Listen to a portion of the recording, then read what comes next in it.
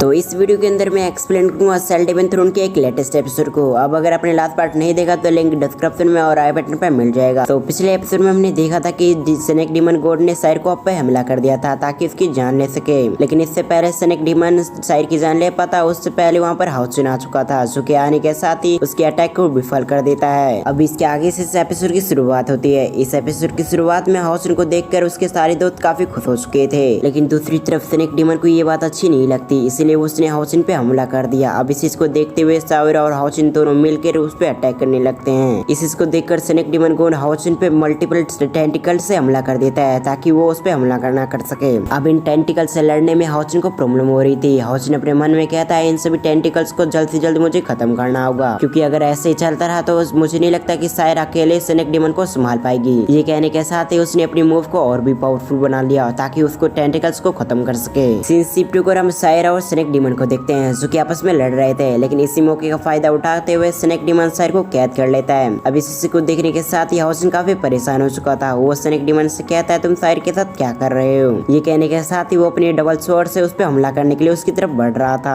अब इस चीज को देखने के साथ ही स्नेक डिमन जोर जोर से हंसने लग गया था। वो उससे कहता है तुम्हें क्या लगता है कि तुम कुछ भी पूछोगे मैं तुम्हारे सवालों का जवाब दूंगा। अगर तुम ऐसे सोचते हो तो तुम बिल्कुल गलत हो, मैं तुम्हारे किसी भी सवाल का जवाब नहीं दूंगा। अब इस चीज को सुनने के साथ ही हाउसिन को काफी गुस्सा आ जाता है, इसीलिए वो मल्टीपल अटैक से स्नेक डिमन पे हमला करने लगता है। दूसरी तरफ हम सायर को देखते हैं जो कि अभी कैद थी, लेकिन तभी उन टेंटिकल्स में क्रैक आने लग गए थे और इसी के साथ वो आजाद हो जाती है। दूसरी तरफ स्नेक डिमन कुछ भी समझ पाता उससे पहले सायर उस पे हमला कर देती है। सायर अपने मन में कहती है मुझे माफ करना हाउसिन, तुमने जिस टेक्निक को मना किया था मैं उसी टेक्निक को इस्तेमाल करने वाली हूँ। ये सोचने के साथ ही वो एक सैक्रिफाइस टेक्निक को इस्तेमाल करने लगती है, जिस टेक्निक को इस्तेमाल करने से हाउसिन ने उसे मना किया था। सीन शिफ्ट होकर हम दूसरी तरफ हाउसिन को देखते हैं जिसने भी अपनी पावरफुल टेक्निक का इस्तेमाल करते हुए उस पे हमला कर दिया था। अब सायर और हाउसिन को दोनों एक साथ अटैक करता देख स्नेक डिमन घबरा जाता है। वो अपने मन में कहता है मैं इन दोनों के अटैक को संभाल नहीं सकता, लेकिन फिर भी वो अपने आप को बचाने की पूरी कोशिश करता है। लेकिन हम देखते हैं इस दोनों टेक्निक की मदद से उसके चित्रे उड़ चुके थे, उसके हर एक बॉडी पार्ट अलग हो चुके थे, लेकिन फिर भी वो हाउसिन से कहता है मैं इतनी आसानी से नहीं मरने वाला हूँ, मैं फिर से जिंदा होकर तुम्हें खत्म कर दूंगा। अब दूसरी तरफ उसकी ये बात सुनते सभी लोग काफी घबरा जाते हैं, क्योंकि उन्हें भी पता था कि वो अपने आप को रिइंकार्नेट कर सकता है। अब दूसरी तरफ हम प्रिंसेस को देखते हैं जिसके फादर मर चुके थे और इसीलिए वो अपने फादर के पास बैठते हुए उससे कहती है मैं उन सभी को नहीं छोड़ूंगी जिसने आपको ऐसे हाल किया है। अब प्रिंसेस की बातों को सुनने के बाद प्रिंस उसकी बातों पे सहमति जताता है और उससे कहता है मैं स्नेक डिमन को खत्म कर दूंगा, उसकी वजह से हमारे फादर की मौत हुई है, इसीलिए मैं उसकी क्लैन को बिल्कुल नहीं छोड़ूंगा। और अब तक हम देखते हैं वहाँ पर राजा के काफी सारे लोग आ चुके थे जो कि राधा की मौत पे रो रहे थे। तभी हाउसिन सभी के सामने आते हुए कहता है स्नेक डिमन को खत्म करना है तो हमें एक समय पे उसे खत्म करना होगा, क्योंकि अगर हम उस समय के बिना कभी भी उसे मारेंगे तो वो अपने आप को डिमन पिलर की मदद से रिवाइव कर लेगा और इस तरह से उसकी मौत नहीं होगी। इसलिए मैं स्नेक डिमन के पास जा रहा हूँ ताकि मैं सही समय आने पे उसे खत्म कर सकूं। अब हाउसिन की बातों को सुनने के बाद प्रिंस आगे आ चुका था जो कि उसके शोल्डर पे हाथ रखते हुए उससे कहता है मैं भी तुम्हारे साथ जाऊंगा, क्योंकि स्नेक डिमन की वजह से मेरे फादर की ऐसी हालत हुई है, इसलिए मैं जाकर वहाँ पर उससे बदला लूंगा। अब उसकी बातों पर सहमति न जताते हुए हाउसिन उससे कहता है तुम्हारे इतनी पावर नहीं है कि तुम उस स्नेक डिमन का कुछ बिगाड़ सको, इसलिए मुझे ऐसा लगता है कि मुझे अकेले जाना चाहिए, क्योंकि तुम वहाँ पर जाओगे तो बिना फालतू में तुम मुसीबत में पड़ोगे। अब उसकी ऐसी बातें सुनने के बाद हम प्रिंस को देखते हैं जो कि बिल्कुल भी उसकी बातों को सुनने के बाद नाराज नहीं होता, बल्कि वो अपने घुटनों पे आते हुए हाउसिन से कहता है मैंने अभी तक तुम्हें अपना गॉड नहीं स्वीकार किया है, इसलिए अगर तुम मेरे फादर की मौत का बदला लेने में मेरी मदद करते हो तो मैं तुमसे वादा करता हूँ कि मैं तुम्हें अपना गॉड मान लूंगा। ये कहने के साथ ही सभी घुटने पे आ चुके थे, क्योंकि वो सभी अपने राजा का बदला लेना चाहते थे। अब उन सभी की बातों को सुनने के बाद हाउसिन को ना चाहते हुए उसके लिए एग्री होना पड़ता है। अब अगले सीन में डिमन पिलर को देखते हैं जहाँ पर काफी मात्रा में एनर्जी इकट्ठा हो रही थी और देखते देखते वहाँ पर वो स्नेक डिमन वापस रिवाइव हो चुका था। वो फिर से अपने आप को रिइंकार्नेट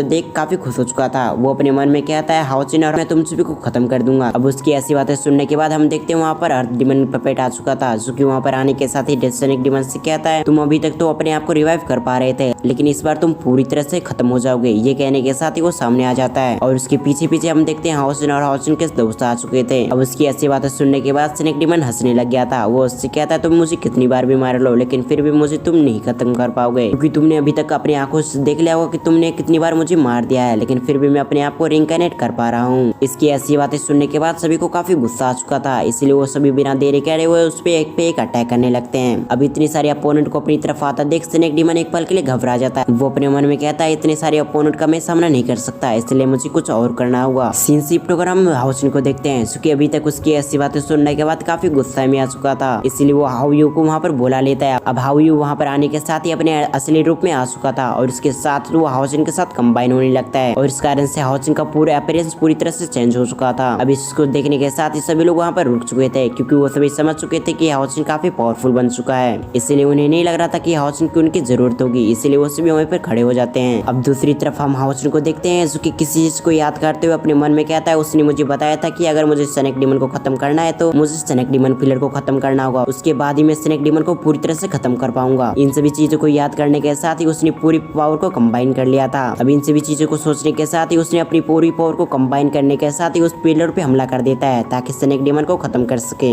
जैसे ही हाउसिन का अटैक डीमन पिलर पे लगता है तो वहाँ पर एनर्जी ब्लास्ट होने लगती है और धीरे धीरे करने के साथ ही कुछ समय के अंदर वो डीमन पिलर पूरी तरह से नष्ट हो चुका था। अब इसको देखने के साथ ही हाउसिन के सभी दोस्त काफी खुश हो जाते हैं, क्योंकि उन्हें ऐसा लग रहा था कि स्नेक डीमन खत्म हो जाएगा। अब अपने सामने का नजारा देखने के साथ ही स्नेक डीमन पूरी तरह से हैरान हो जाता है। वो अपने मन में कहता है स्नेक डीमन पिलर खत्म नहीं हो सकता, क्योंकि स्नेक डीमन पिलर नष्ट हो चुका था और इस कारण से उसकी एनर्जी भी धीरे धीरे करते हुए कमजोर हो रही थी। अब इस मौके का फायदा उठाते हुए प्रिंस और प्रिंसेस उस पर हमला कर देते हैं और लगातार मल्टीपल अटैक करके उसे खत्म कर देते हैं। अब दूसरी तरफ हम स्नेक डीमन पिलर की एनर्जी को देखते हैं, जो कि स्नेक डीमन को रिवाइव करने की कोशिश कर रहा था, लेकिन इससे पहले वो रिवाइव कर पाता उससे पहले वहाँ पर हाउयू आ जाता है और हाउयू वहाँ पर आने के साथ ही उन सभी एनर्जी को कंज्यूम कर लेता है और इस कारण से उसकी एनर्जी बढ़ने लगती है। अब अगले सीन में हम एक व्यक्ति को देखते हैं जो कि काफी खतरनाक दिख रहा था और ऐसा लग रहा था कि वो कोई डीमन हो। तभी हम देखते हैं वहाँ पर काफी सारे स्नेक डीमन मौजूद थे, जो कि आने के साथ ही अपने मन में कहते हैं मुझे ऐसा लगता है कि हमारा एक साथी मर चुका है, इसलिए तुम जाओ और चेक करो कि स्नेक डीमन मर चुका है या फिर अभी भी जिंदा है। अब उसकी ये बात सुनने के साथ ही वो वहाँ पर एक व्यक्ति चला जाता है ताकि वो स्नेक डीमन के हाल को देख सके। सीन शिफ्ट होकर हम एक बच्ची को देखते हैं जो कि अभी के समय खेल रही थी और वहाँ पर काफी सारे लोग भी बैठे हुए थे, लेकिन तभी हम देखते हैं वहाँ पर बादल आ चुके थे जो कि पर्पल कलर के थे और उसके आने के साथ ही वो सभी वहाँ पर फ्रीज हो जाते हैं। तभी हम देखते हैं वहाँ पर अलग अलग तरीके के इल्यूजन क्रिएट होने लग गए थे और इस कारण से वहाँ पर काफी सारे लोगों को समझ में नहीं आ रहा था कि आखिर यहाँ पर क्या हो रहा है। अभी सीजन के साथ हमारा ये पार्ट यहाँ पर एंड होता है। अब ये पार्ट तो यहाँ पर एंड हो गया, लेकिन अगर आपको प्रीव्यू और नोवेल एक्सप्लेनेशन वीडियो देखना है तो आप मुझे कमेंट करके बता सकते हैं। और अगर आपको वीडियो पसंद आए तो वीडियो को लाइक करके चैनल को सब्सक्राइब कर लें, इसके साथ साथ बेल आइकन को ऑल पे प्रेस करना ना भूलें। अब अगर आपने लास्ट पार्ट नहीं देखा तो लिंक डिस्क्रिप्शन में और आई बटन पर मिल जाएगा। तो फिर मैं मिलता हूँ किसी और वीडियो में, जब तक के लिए थैंक्स फॉर वॉचिंग।